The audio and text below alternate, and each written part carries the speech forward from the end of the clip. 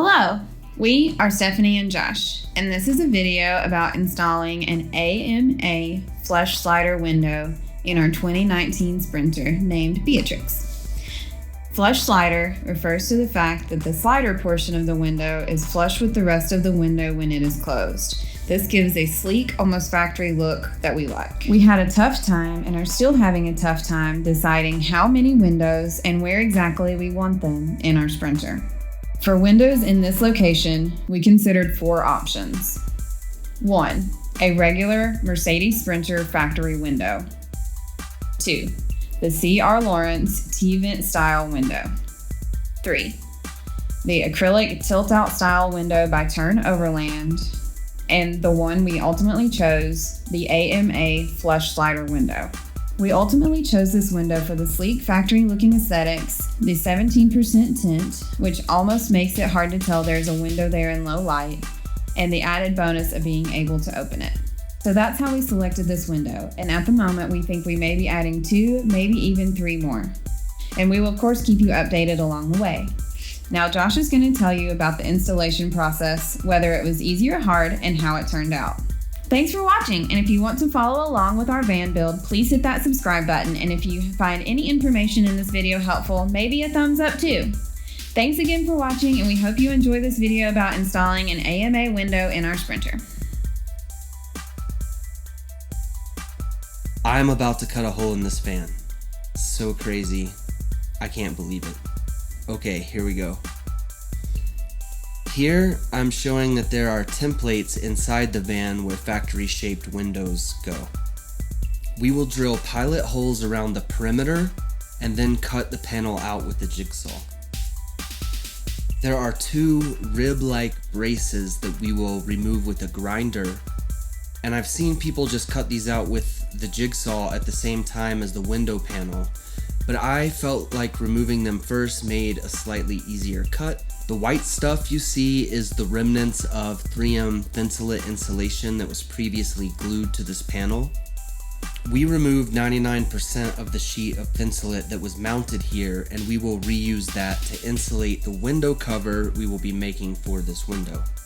We have a video coming sometime soon to show you exactly how we made insulated magnetic blackout window covers for our Sprinter that are highly effective for privacy and insulation. So after this window installation, I'm going to clean off the remaining Thinsulate and leftover old adhesive using mineral spirits, and that should leave it looking as good as new. You can follow us at Valhalla Adventures on Instagram if you want more real-time updates. Okay, here we are drilling pilot holes.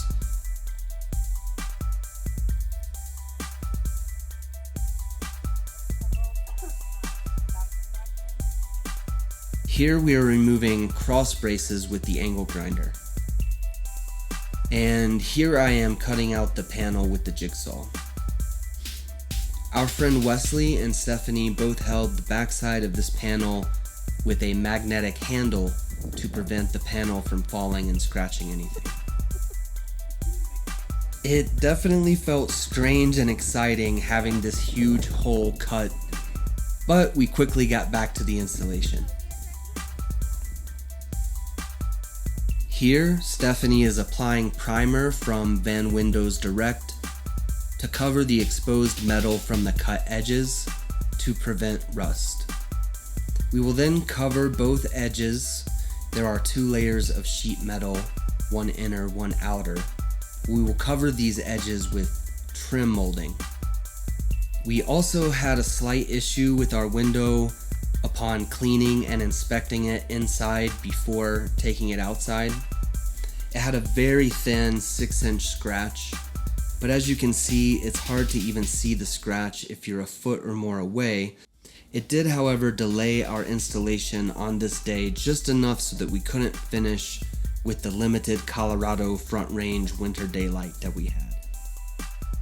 So we had to cover the window cutout with plastic and wait until the next day to finish. The next morning, you can see the trim molding has been installed over the cut edges, and I've put blue tape perimeter 1/2 inch from the window opening, which is according to the window installation guidelines. This is to prevent adhesive from smushing out on the inside of the van after you place the window and press it into the adhesive. As you can see, this ends up pushing the adhesive bead line up against the lip of the Sprinter's window cutout on the left side, looking from outside the van. And I was worried this might cause the adhesive to smush out to the outside, but it didn't. This perimeter track, 1/2 inch from the opening or the trim molding, ended up being perfect.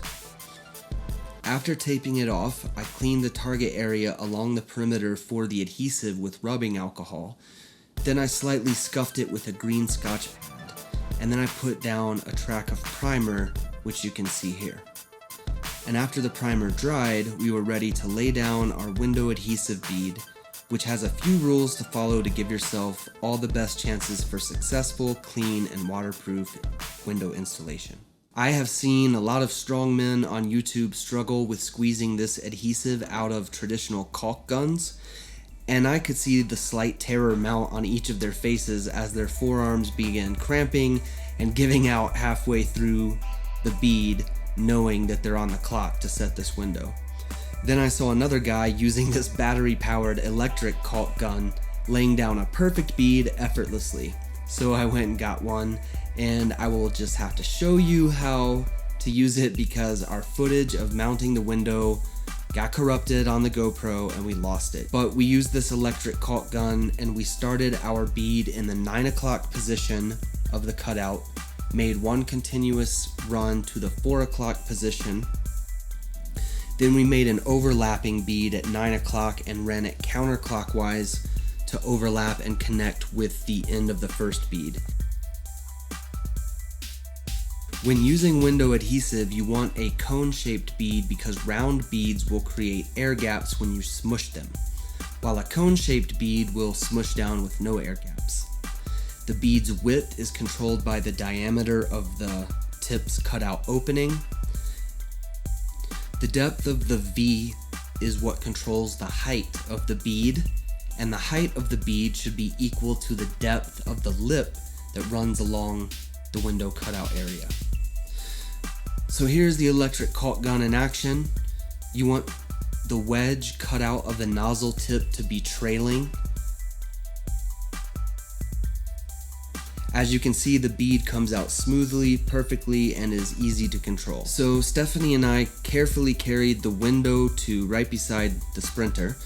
I used 2 glass suction cup handles from Harbor Freight to hold the window, and Stephanie stood at the left corner with 2 gloved hands on the glass to support it in case one of the suction cups released.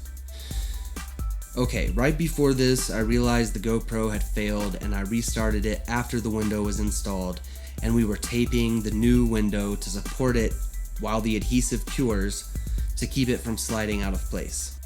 Then we got a snowstorm that night, so I taped all along the seams because you aren't supposed to wash the window or the van before 72 hours of cure time for the adhesive. Snow probably wouldn't hurt that or apply, but we taped it over anyway, and the tape held through the snow, and that takes us to the next, 3rd day, when we finally got to take all the tape off and fully see our window install for the first time. We are beyond happy with how this AMA flush slider window install turned out.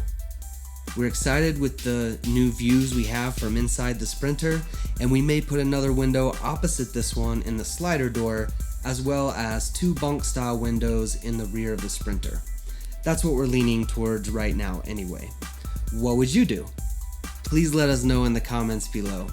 We have lots of footage of all our upgrade projects so far, which are roof rails, solar panels, DIY aluminum solar panel mount, a DIY lithium iron phosphate 24-volt battery and DC electrical system, 3M thinsulate insulation with 2-inch foam under the floor, a JBL Party Box 300 for our tunes, an Iceco 24-volt 65-liter dual-zone fridge freezer, a Nature's Head composting toilet, a Maxair 7500 roof fan, an S-Bar S2D2L diesel heater, the Agile no-rub fender modifications and 265/70/17 all-terrain wheels and tires, a dash cam that records 24/7, DIY insulated window covers, and Pocono swivel seats.